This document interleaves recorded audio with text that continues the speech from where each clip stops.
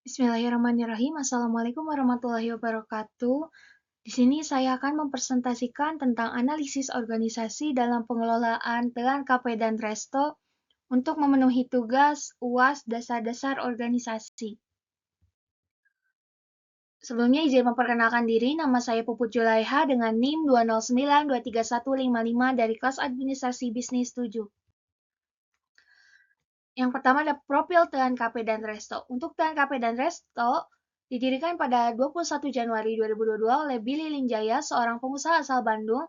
Konsep peranakan Tionghoa kelas atas terinspirasi dari film Crazy Rich Asian yang tercermin dari arsitektur bangunan dan menu makanan yang disajikan. Nama Telan berasal dari kata temu tuan yang melambangkan tempat ini sebagai ruang pertemuan yang hangat, ramah, dan unik dengan dekorasi interior yang instagramable. Tempat ini menjadi favorit bagi para pencinta kuliner, wisatawan, dan komunitas. Selanjutnya ada visi dan misi, yaitu untuk visinya menjadi destinasi kuliner terbaik bagi keluarga dan anak muda dengan konsep peranakan Tionghoa kelas atas. Dan untuk misinya memberikan pelayanan terbaik dengan standar prima, menjaga konsistensi kualitas rasa dan bahan baku, membangun jaringan bisnis yang lebih luas, menghadirkan konsep unik dan inovatif, menyebarkan strategi pemasaran digital dan offline. Selanjutnya ada target pasar. Untuk target pasar Telan KP dan Resto itu usia 17 hingga 40 tahun ke atas, segmen sosial ekonomi menengah ke atas, penggemar kuliner, wisatawan, keluarga, dan komunitas profesional.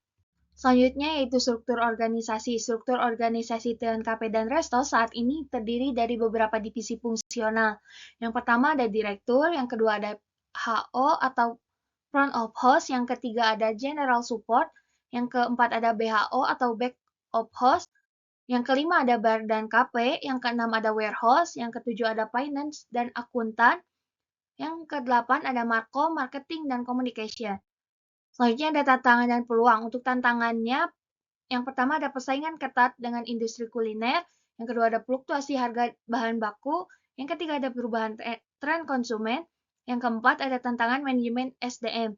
Untuk peluangnya, yang pertama ada pariwisata yang berkembang di Lembang, yang kedua ada tren kuliner dan media sosial, yang ketiga ada pengembangan produk dan ekspansi, yang keempat ada kemitraan dengan influencer dan selanjutnya ada analisis organisasi. Struktur organisasi Telan KP dan Resto yang berbasis fungsional, efektif dalam memastikan fokus kerja yang jelas untuk setiap tim, meningkatkan kesadaran merek melalui divisi markom, dan menciptakan lingkungan kerja yang tertata melalui pembagian antara FHO dan BHO. Selanjutnya, struktur ini menjadi efisien karena memudahkan koordinasi antara divisi manajemen stok yang terkontrol melalui warehouse dan pengelolaan keuangan transparan melalui finance dan akuntan. Selanjutnya ada budaya organisasi, yaitu ada nilai-nilai utama, dampak budaya organisasi, serta proses bisnis. Untuk rekomendasi perbaikan terbagi menjadi beberapa poin. Poin pertama yaitu ada optimalisasi struktur organisasi, yang kedua ada peningkatan efisiensi operasional, yang ketiga ada strategi pemasaran yang lebih agresif, dan yang terakhir ada inovasi produk dan pengalaman pelanggan. Dan yang terakhir ada kesimpulan, Telan KP dan Resto memiliki potensi besar untuk menjadi destinasi kuliner terkemuka di Lembang. Keberhasilannya tergantung pada struktur organisasi yang jelas, budaya perusahaan yang positif, dan strategi bisnis yang efektif.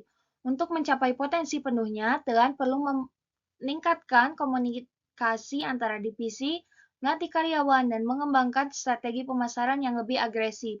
Dengan melakukan hal ini, Telan dapat menjadi salah satu destinasi kuliner terkemuka di Lembang. Mungkin cukup sekian yang dapat saya sampaikan. Mohon maaf apabila banyak kekurangan dan kesalahan dalam pengucapan kata saya. Wabillahi taufiq wal hidayah. Wassalamualaikum warahmatullahi wabarakatuh.